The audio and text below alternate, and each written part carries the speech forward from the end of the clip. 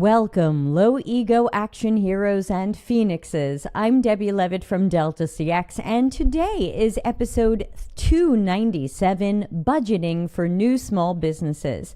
It's mid-May 2026, and I'm here to talk to you today about budgeting.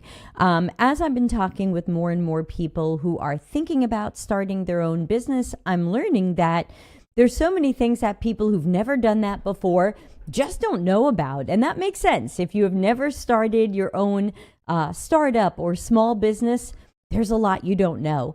And sometimes even if you've read a book or watched a video, there's a lot you don't know. And of course, I can't tell you everything, but I want to focus on budgeting. Sorry about the dog barking in the background. I want to focus right now on budgeting because I think budgeting is something that people sometimes think that they can do later. Like, oh, let me just get my business off the ground and then I'll look at costs or budgets or finances. And I am here to say, do not delay. Make sure that you are looking at your finances really early. And in fact, usually when I have a business idea, the first thing I do is I make a budgeting spreadsheet, because if the numbers don't work, the business might not work. It might not be viable, and it won't make sense for you to put a lot of time, effort, money, and other things into a business that where the math doesn't make sense. So as an example, today, I'm going to be sharing with you a spreadsheet that I made to look at the costs of running what here in Europe we call a campground, what America might call an RV park. Either way, it doesn't matter because the campground doesn't exist. So for anybody who thinks I'm trying to pitch you on coming to my campground, I'm not. It doesn't exist. It was a business idea that I had that I'm still excited about, but I have not been able to get off the ground. So I would love to say come to my campground, but once again, it doesn't exist. So it is a sales pitch for nothing. So the main things you want to think about when you are creating a budget are going to be your one-time expenses to start the business. So things you have to pay for upfront just to get the business going. And then your ongoing expenses. And these are going to fall into different categories. Some of these, and I don't mean categories as in like the type of expense it is. Oh, I forgot my backlight. I mean more like, for example, are they monthly or are they annually? So are you paying them once a year or do you pay them frequently? And also, what about usage-based expenses? For example, electricity. If you have a shop or campground and it's very busy and you have a lot of customers, you're going to use more electricity, but hopefully your spreadsheet and your numbers are set up to pay for that higher usage. So there are going to be some things where you're going to have to look at them from the perspective of what they cost based on usage, knowing that if you have fewer customers or fewer utilization of your products and services, you'll have lower expenses for these non-fixed costs, but then you have fixed costs. So for example, my insurance costs me the same every year, whether or not I have a lot of customers or I have no customers. So these are all the things that I want you to think about when you are making your spreadsheet. And in the Life After Tech book, we did have a link to a blank spreadsheet with some categories on it to get you thinking. But again, use any spreadsheet from anywhere. Ask your favorite AI or LLM to help you out. Ask your friends, ask your accountant. You don't have to do this alone. You can also join our free Discord community. We certainly have channels there related to work, and you can certainly post there if you feel like you need some help.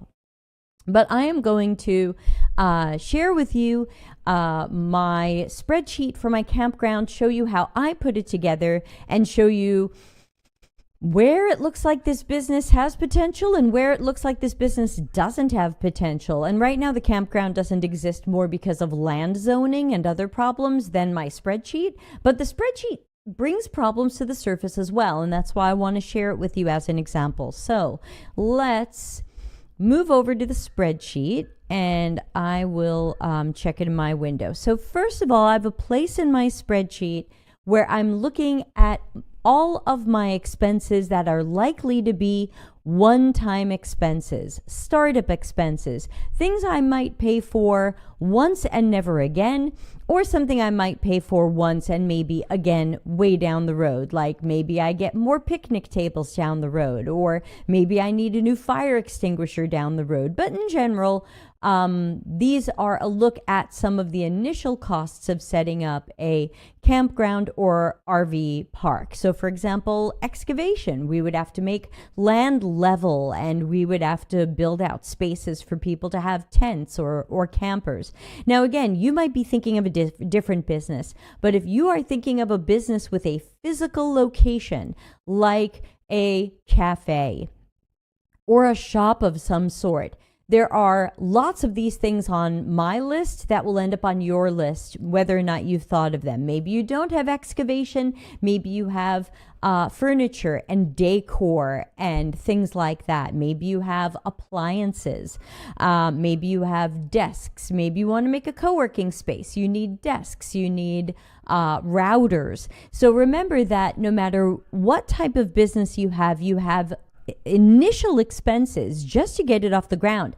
If you're a service business, you're an accountant, you're a lawyer, you're a dog walker, you're a freelancer, you're a yoga instructor, you also have initial expenses as well, but they won't be some of these physical things, but you will still have costs related to starting some sort of business. You will probably pay for your first year of insurance, though that will end up being annual. You might need help from professionals. You might need an accountant or a lawyer to help you create that business. That might be a one-time expense for the creation of the business, and those might be people you need again in the future.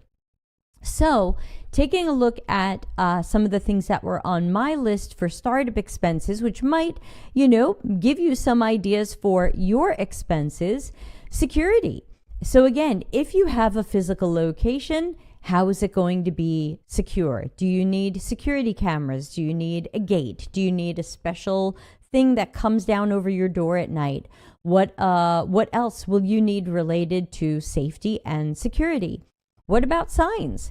You're going to put up a sign or an awning. Obviously, if you're a service business and you don't have an office, you might not have signs. But again, think about all of these.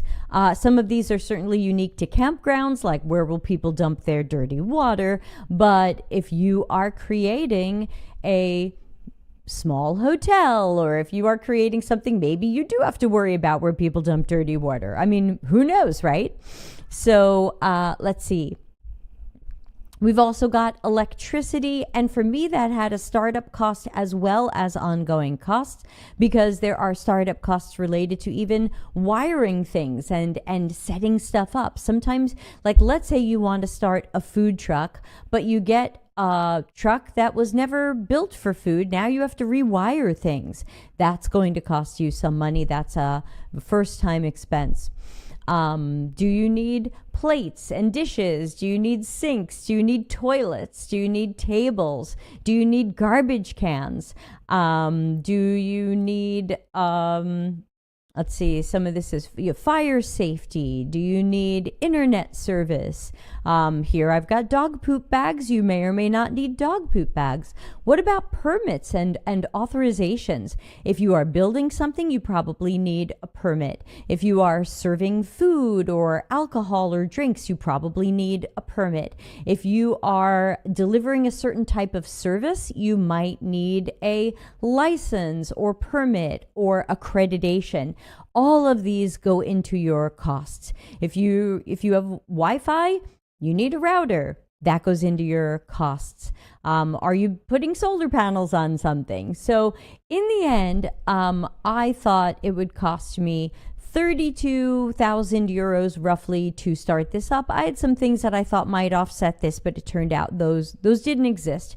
And then even later, as I did more research, I found that $32,000 probably isn't enough. There are other things that I would have had to add to this based on some things I found out. For example, okay, what happens with with that dirty water, with the used water, or when people flush a toilet, where does that water go?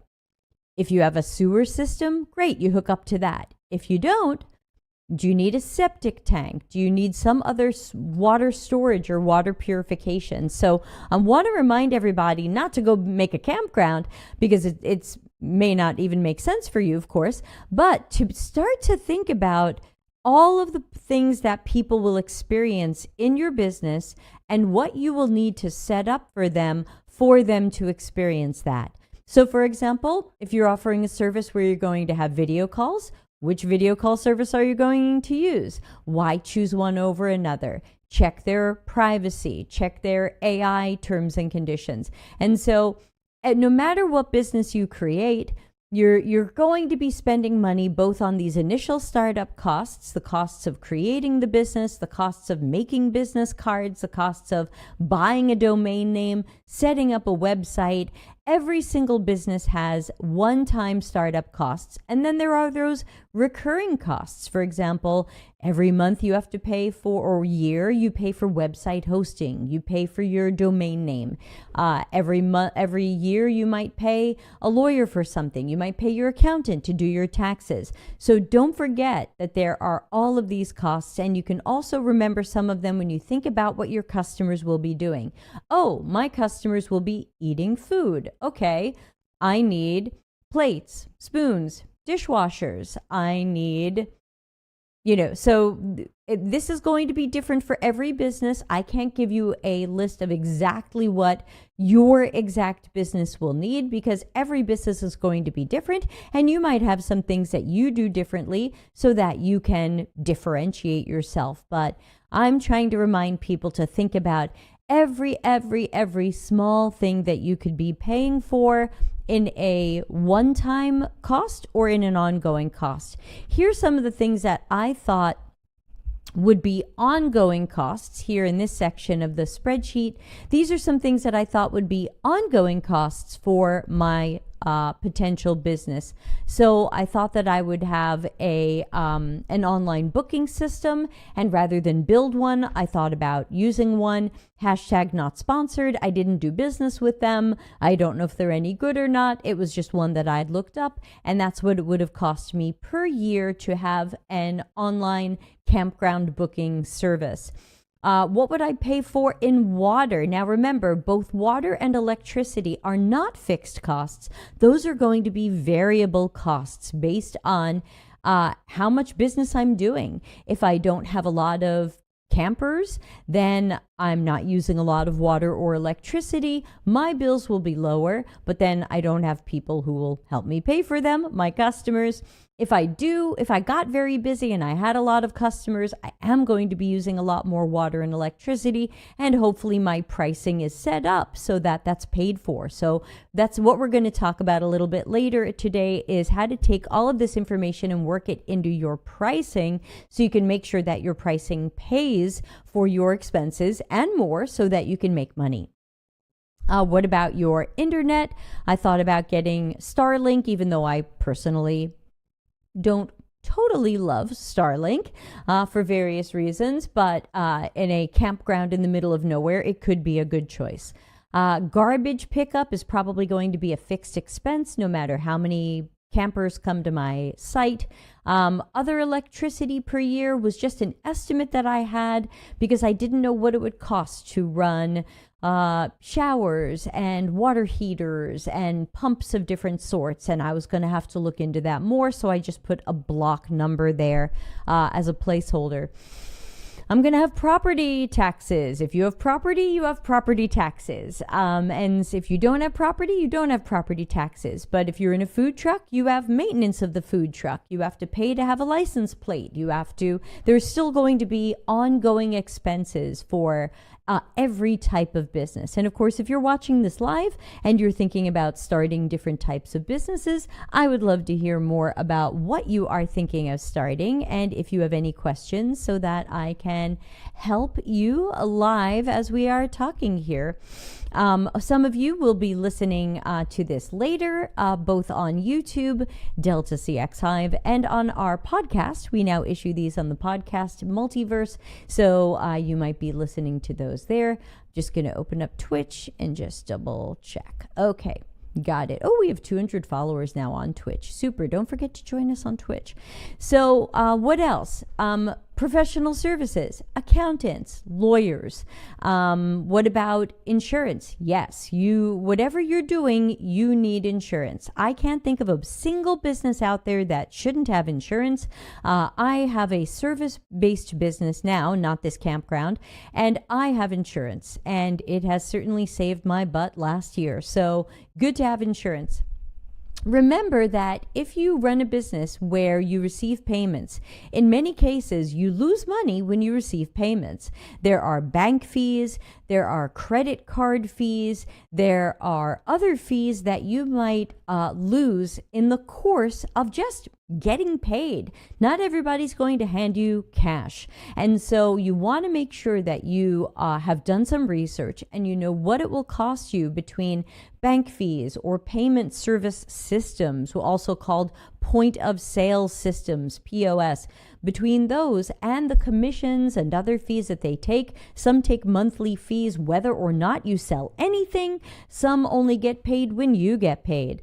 So you want to take a look at that and make sure that you are taking those numbers into account. But those are going to be some of those variable expenses where the amount of credit card fees you pay is going to be related to the amount of credit cards you're charging, which is related to how many customers you have and how much business you're doing. So you can see how right now I'm using a number times 3% in my calculation, but I might find that, oh, my credit card company actually charges me 4% or 2.7 or whatever it is. So I just used 3% there as a fairly standard number.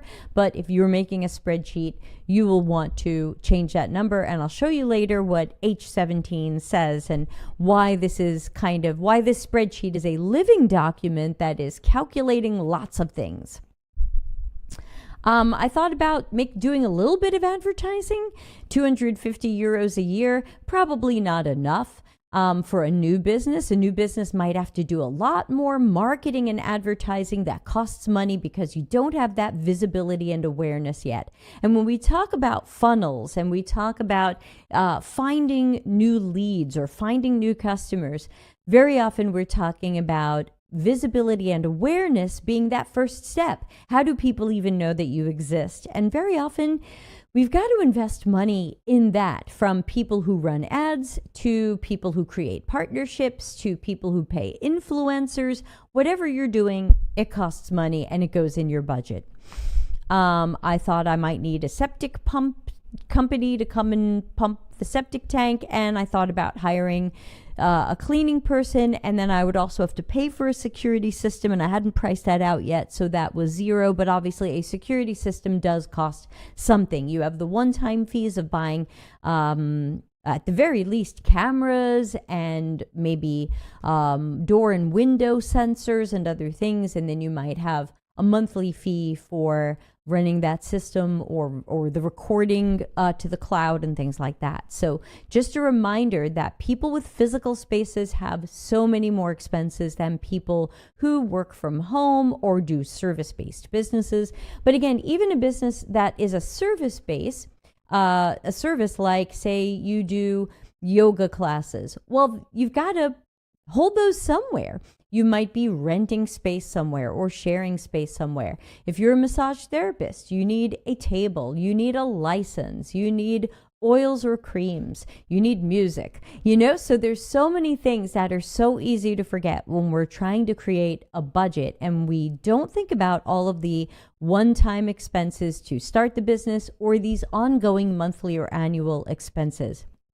Now, once you can get a sense of what your monthly and annual expenses are, so here I've kind of looked at them annually. So I've taken anything that's monthly and I've just turned it into annual so that I could say, okay, this is what it costs per year to run my business. I have all of these expenses. I have the one-time startup costs and I have the ongoing costs. And in order for me to make money, I've got to eventually pay back all of the one-time startup costs, and I've got to keep my head above water when it comes to bringing in money versus the money that's going to keep flowing out, both the fixed expenses that go out whether you have business or not, and the variable expenses that adjust as you see how much business you have. So then what? The rest of my spreadsheet takes a look at, okay, if this is a campground has seasons. Depending upon what you're doing, you might also have seasons. Bookkeepers and accountants are so busy at the beginning of the year for America because that's when people file taxes. And then things are quieter for them after that.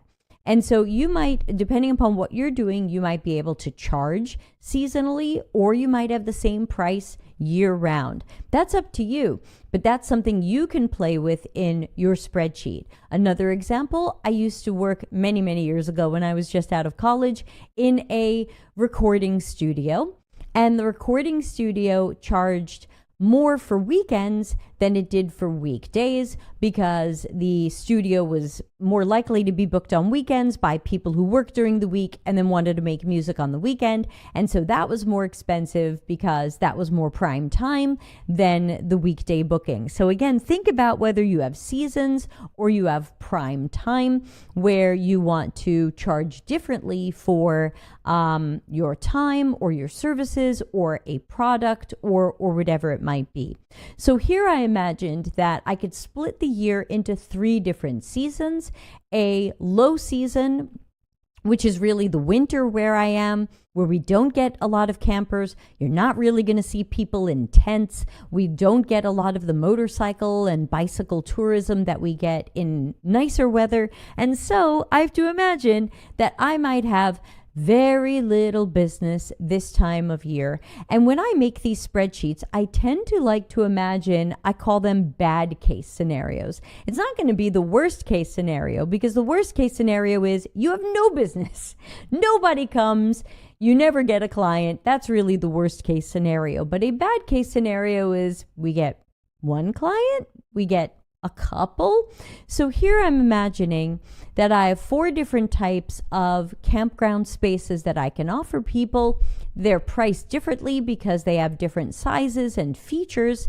And so I'm imagining, for example, that they have these different prices.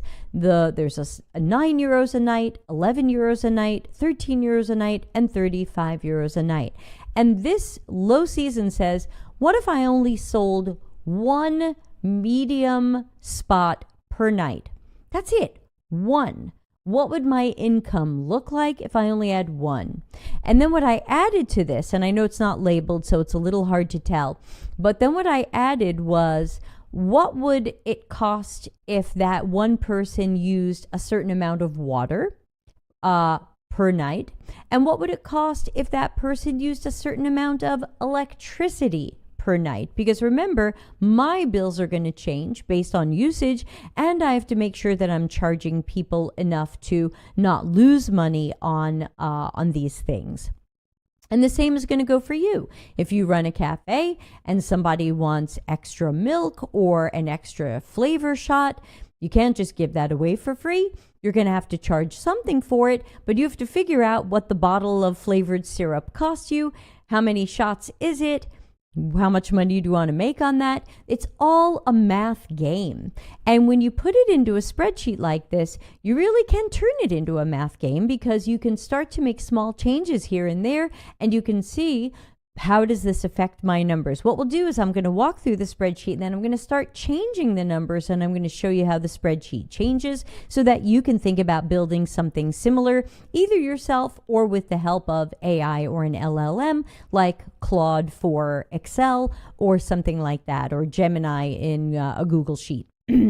So I'm imagining super bad case scenario for 150 nights of the year, I have one customer per night. Pretty bad case scenario, but hey, can I still make money if that happens? Then I imagine we have kind of a mid-season. For 94 nights a year, what if I had 5 customers per night? 1 on a small spot, 2 on a middle, and 2 on a large. And because it's the mid-season, I can charge a little bit more per night because now there's more demand, the weather is better, people are coming to where I live, and of course they're going to be using water and electricity, so I have to put that, this is my estimated income based on what I might charge them. And then I've got the high season. For 121 nights a year, it's extremely popular to come here in campers, in RVs, in vans, in with motorcycles, with tents, and bicycles with tents. But hey, I'm trying to do bad case scenario. What if I still only had 5 customers per night? And you might say, Deb, I think that's even too high. What if you only got 3 customers per night? That's fine. We can mess with the spreadsheet in a moment. I'm just going to show you a few more things that I've put into the spreadsheet so that you can think about this for your own business. So for example, you are a consultant or a freelancer or a coach, and you bill by the hour or by the appointment or by the project. You know what your expenses are. You know what it costs to run your website, pay for your domain name, pay for your electricity. Your computer needs electricity. Did you have to buy a new computer? Did you have to license any software? These are all expenses of the business. And now you want to make sure you're making enough money to pay for that and more. And again, we also talk in the Life After Tech book about the idea of also making a personal budget, because especially if you are a small business or a startup or an entrepreneur, you've got to cover not just the expenses of your business, but you're going to have to cover the expenses of your personal life. Things like rent or mortgage, putting gas in the car, paying for health care, or things like that, just paying for life. And you have to make sure that money is coming in. So you might be comparing a business spreadsheet to also a personal spreadsheet to see what kind of money you need to bring in to cover your personal expenses. Notice on this spreadsheet, I haven't even put anything personal on here. I haven't put haircuts. I haven't put groceries. I'm just talking about what it would take to run this business, not even to pay myself or pay for personal expenses. So that's why you might end up making 2 spreadsheets or one very complicated spreadsheet, and you're going to have to take a look at both of them to try to make more sense of your financial world. So a couple of other things that I put on the side here are just a high estimate of how many kilowatts per day do I think a customer could use. This is probably on the high end. I think when we go out in our camper, we use 4 to 6. So I put 8 just to imagine there's a high utilization. What would it cost me from the electric company to pay for electricity? What would it cost me to pay my water company for water? So this is what I pay, and then I would have to decide on a markup for the customers. So I might say how much water I think people are going to use.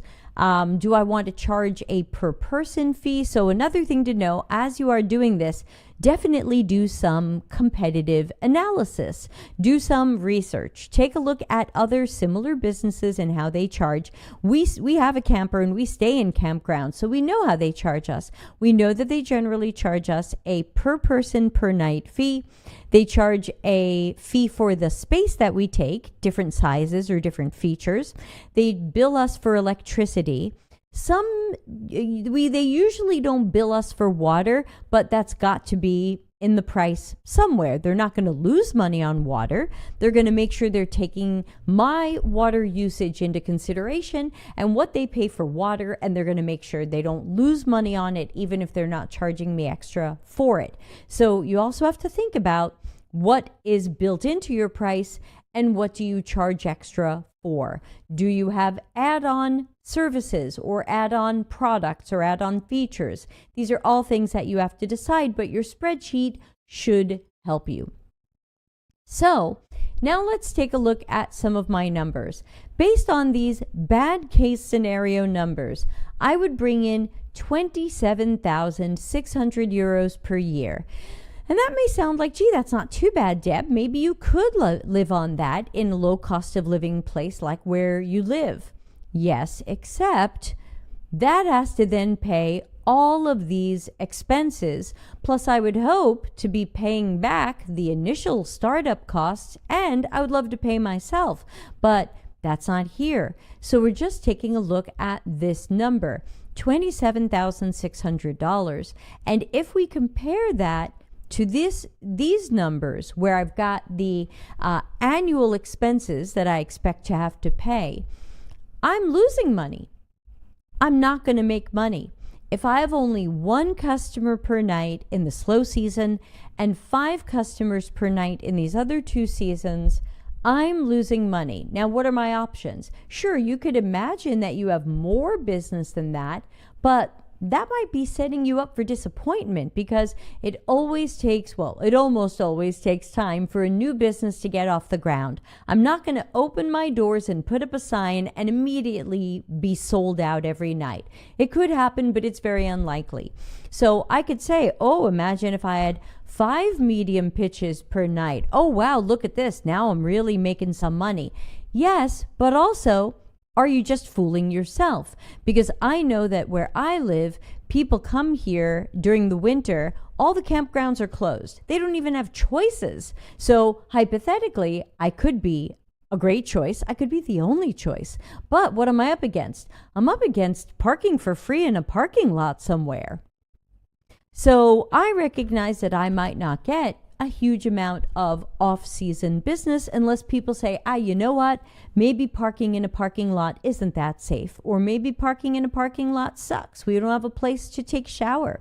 So I don't know. But for now, I'm going to use that bad case scenario just to do my math.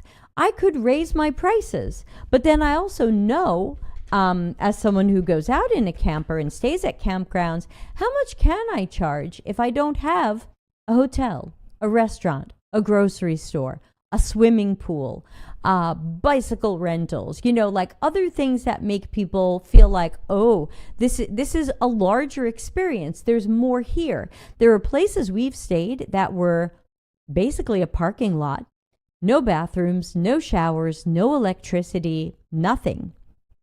And then there were places we stayed that were parts of very fancy hotels and offered a lot. So could I charge more than 11 euros a night? In an off season when people are used to paying nothing and just parking in a parking lot somewhere? Maybe not. I don't know. It's something I would have to experiment with if this business ever got going. But I think at least I would want to start with pretty low prices to see how many people even come. And then say, could I raise these prices? Now that I'm getting 10 people a night, could I get 13 euros? Could I get 15 euros? I don't know. So I'm starting with conservative numbers, conservative amounts of people who might be my customer, and conservative prices per night, knowing that I could raise them later if I'm successful enough. Same is true if you have a service-based business. If you are going to be a freelancer or a coach or a consultant of some sort, you might be wondering, what can I charge per hour? And people will say, charge what you're worth. And I say, sometimes that's hard. What are you worth? You're worth endless amounts of money, right? You're awesome. You're unique. What should you charge? Hundreds of dollars an hour. Okay, but in reality, what's the market likely to pay? What do other competitors charge per hour? Do you want to charge around what they charge? Do you want to charge more? Do you want to charge less? These are choices you can make and you can play with, and there is no one right answer where I can say, everyone who's a freelance designer should charge this per hour. No, it's going to be based on regions and places and so many other things. So it's just something you have to keep experimenting with. But especially if it's a new business, start out with more of an average market rate. Find out what other freelancers in your region are charging for that type of work. Do they charge 10 euros an hour, 20, 30, 40, 50, 200? I don't know. But start out with average pricing before you decide, do you want to come in under the average price and see if you could win people by being a little less expensive? Do you want to come in over the average price because you believe you're offering more, or you're offering something better, or you're just worth it? It's totally up to you. So right now, my spreadsheet shows this business loses money with my bad case scenario. And I don't want to over manipulate things, but I could say, gee, if I spent more money on marketing and advertising, could I have more people come to the campground? Could it sell out more? I might say, gee, you know what?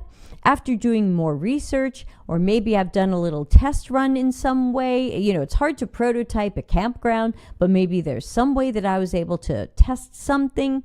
I might say, gee, you know what? I think I can book more medium-sized spots in our high season. I think I can get 4 of these a night.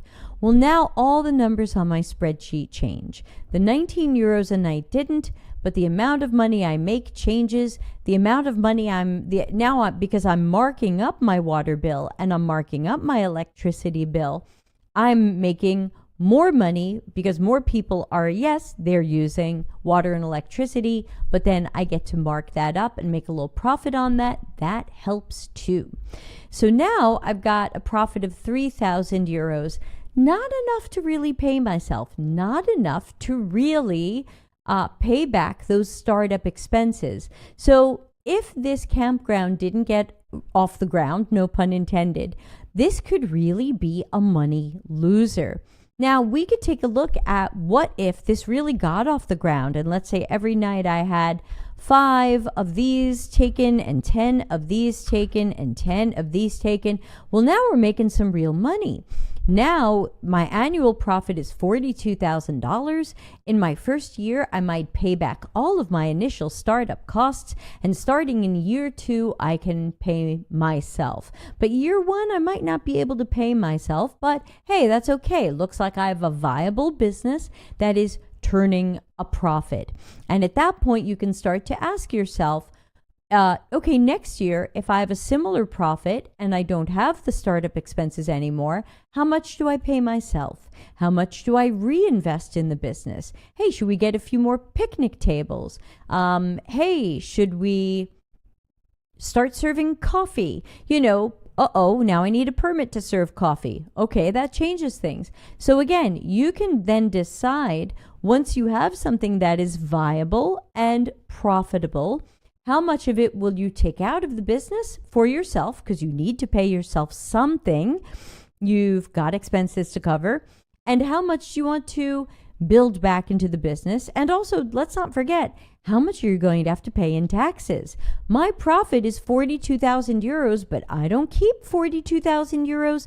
I'm going to have to work with my accountant to do my taxes and to see how much of that gets paid in taxes. It could be none if I have a loss for that year because I had all of those expenses. I might show a profit in year 2. Now I got to pay some taxes. So remember, this doesn't even take into account taxes. That could be something else that I could add in here. So for example, here H17 is the amount of revenue I'm bringing in a year. And I could take I could make another thing here and say estimated taxes. I could also spell it right.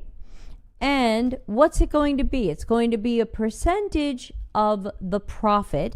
Usually it's not a percentage of all of the income if you have the type of business where you can write off your expenses and just pay taxes on the profit. But again, you want to check with an accountant so that you're doing this right. They might even set up a spreadsheet for you. So I might say my estimated taxes are going to be equals my profit times, And then what is your business tax rate? I'm just going to put 25%. Oop.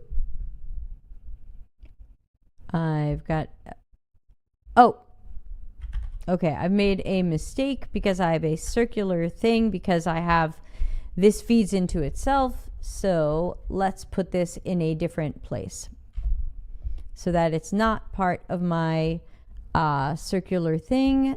Let's see. I see, because I added that. So let's take that out right now of the... Okay, so let's put this back, equals this times 0.25.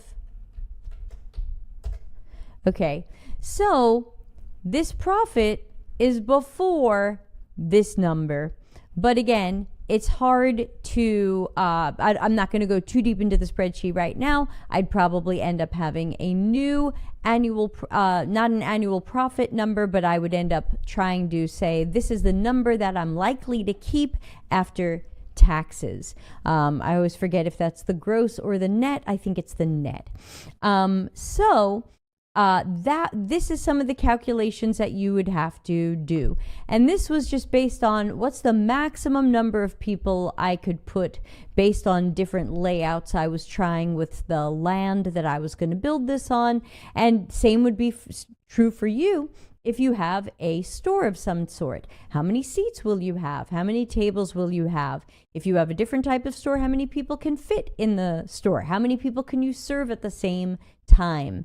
Maybe if you are a service business, you can only work with one person at a time. So that's that. But maybe if you have additional people working with you, they can help multiple people at the same time. So this is kind of a number of how many people could we serve at the same time. So for example, the most I could do would be 3 small, 18 medium, 17 large. That means this 5 can't happen.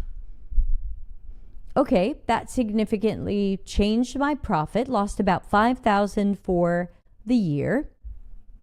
But that was how I was working on things. Now, what about a best case scenario? What if in the high season we are sold out every night, as some places are where I live? What would that look like?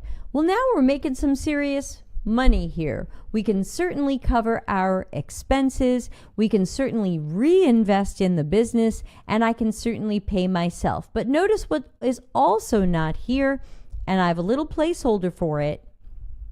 I have no workers. Right now, this business assumes that I do everything. I scrub every toilet. I trim every tree. I mow the grass. So if you're going to start hiring people, of course, now you have additional expenses. You have the expenses of whatever is their salary and whatever taxes you have to pay or healthcare contributions you're making. So this number looks pretty exciting until you remember that this is currently a one-person show. I'm not even paying a cleaning person to help me keep this place clean. That might be my first hire so that I don't have to scrub things all day, or I might be happy to scrub things all day to put that money in my pocket. Again, choices that you make as you go, as you're thinking about this, or as your business changes and grows. So again, I want to make sure that people are thinking about this type of spreadsheet and budget early on, especially because a lot of these costs can be so deceptive. You're not even thinking about these, but yet the costs exist and you would have to pay for them no matter what. Remember, you have your fixed costs that you pay, whether or not you have real business, whether or not you have customers.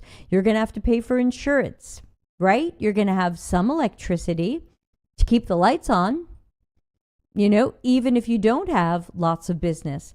And so it's really important to make sure you're aware of those startup costs as well as the ongoing costs that are both the fixed costs and the variable costs based on, for example, for me right now, Claude is a variable cost because if I am doing courses where I'm teaching people how to use my Claude skill, which you can find at dcx.to. If I'm running courses where I'm teaching that, I usually upgrade my package and pay for the higher package so I don't run out of Claude in the middle of trying to teach people how to use it. And then when I'm not running courses, I go back down to a lower paid Claude package. So that ends up being a variable cost for me. If I weren't doing those courses, then Claude might be a fixed cost for me. I would just stay on the lower tier plan. So really, really important to think about your business and work on a spreadsheet like this so that you can start to see, does this business make sense? Is it viable? Is it a money winner? Or would I have to have a lot of clients to feel like I broke even? Another example could be even my coaching work. A year and a half or so ago, I went to coaching school. That costs thousands of dollars. Okay, but I'm keeping track of how much money I make doing coaching. And I've played around a little bit with my hourly rates. Some rates I lowered, some rates I raised. And I would be able to go into my records and see how much do I tend to bill in a month? And how am I doing with paying back my startup costs, which had to do with going to school, getting accredited, signing up for some services. So I bought a domain name, I set up a website, I've got a Google Workspace account at that domain name, so that's a monthly fee. So again, every single thing you do is going to have costs associated with it, and you want to make sure you are keeping track of whether or not you're breaking even, and if not, how are you losing money? Why are you losing money? How much money are you losing? And then if you are making a profit, can you pay back those startup costs? Can you pay yourself a salary? And are you ready to grow by reinvesting in the business, or possibly hiring people, or opening additional cafes or campgrounds, or whatever growth might mean to you? So again, I can't stress enough that the best time to make a spreadsheet like this is yesterday, because you might find that you have a business idea that just doesn't look like it's going to sustain itself. Service businesses are easier. If you're a freelancer, a coach, a consultant of some sort, these are easier because your costs are minimal. There are other service businesses where there are more costs, but they're still minimal. Massage therapist, as I mentioned before, yoga instructor. These will vary, but it's easier to make money with services because you're not spending money on an office or a shop or a physical location for business, which is going to come with a lot of maybe construction, decor, electricity, lighting, insurance, safety and security. There's so many things you have to do once you have those spaces. And then also challenge yourself to think about, we talk sometimes about the minimum viable product, which should start out as the minimum viable prototype, so you can test your ideas before you spend or overspend on them. But when you think about that minimum viable product, what is the least that you could roll out? And be an attractive offer, that because it's not just viable, it's got to be valuable. So minimum valuable product or service. For us, we realized the campground probably has to be a lot more than a parking lot. It's not going to be a hotel with a pool, but it can't have nothing. Otherwise, people are already parking in parking lots for free. So we would have to offer something they can't get now. And we thought the minimum viable product was probably to offer people Wi-Fi, electricity, water, toilets, and showers. So no restaurant, no bar, no cafe, no pool, some picnic tables, and really just the basics, plus safety. There would be a gate and a fence. And we decided that was a minimum viable product. You might decide differently. Some of you know my husband and I started a karaoke DJ business. there's lots of ways to go very minimally on that. We went less than minimally on that. We decided to spend more on that so that we could have a really different, interesting offering for people and not just show up with a Bluetooth speaker and an iPad, but to do something that was really, really professional. And so those startup costs are going to be different based on the equipment we buy. And then the ongoing costs will vary. For example, we like to give people trophies. These are ongoing costs for us, but they are variable because we only buy these when we've got karaoke shows to do, which means we're only buying them when we need them. They're not a fixed cost. They are a variable cost.